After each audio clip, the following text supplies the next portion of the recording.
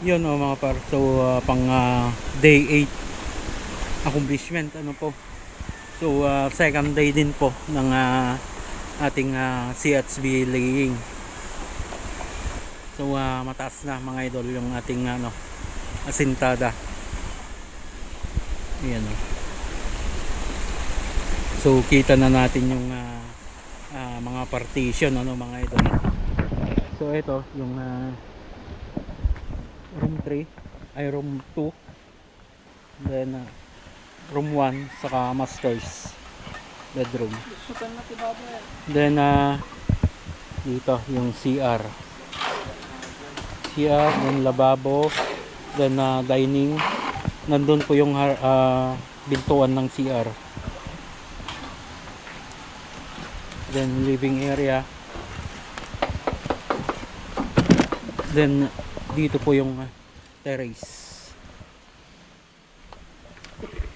So nakapagbuhos na rin po kami ng isang column para dun sa ating terrace ano po.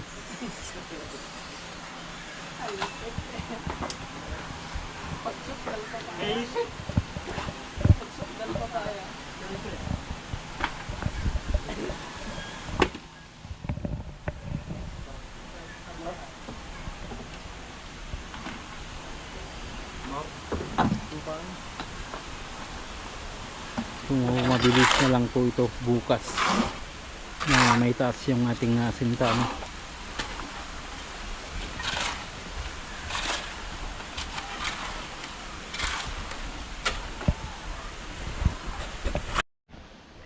Yun mga idol, so 6 meters po yung width nito, then yung length nya ay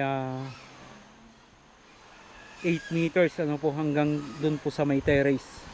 So plus 2 po, plus 2 meters dun naman po sa tapat ng terrace. So yung kabuuan ng bahay mga idol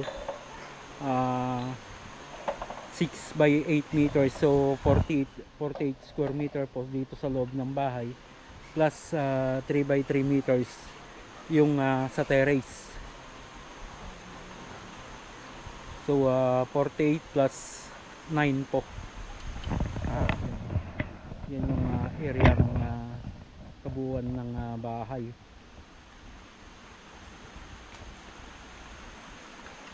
Then sa harapan soon mga idol, may design po tayo doon na trellis, and then nakakanopi siya.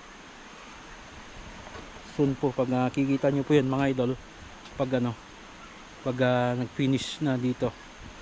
So yung coat natin dito mga idol ay hanggang lang muna, rough finish ito.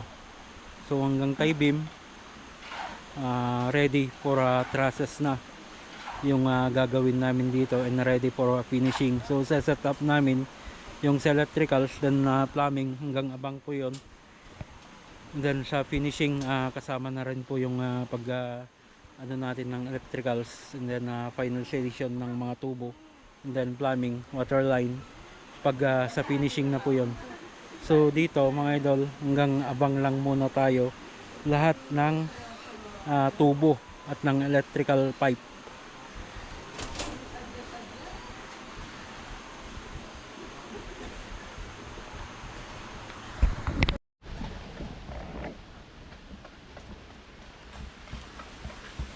Yun mga par, so yan yung update ngayong day 8 ano po. So mataas na yung aming asintada.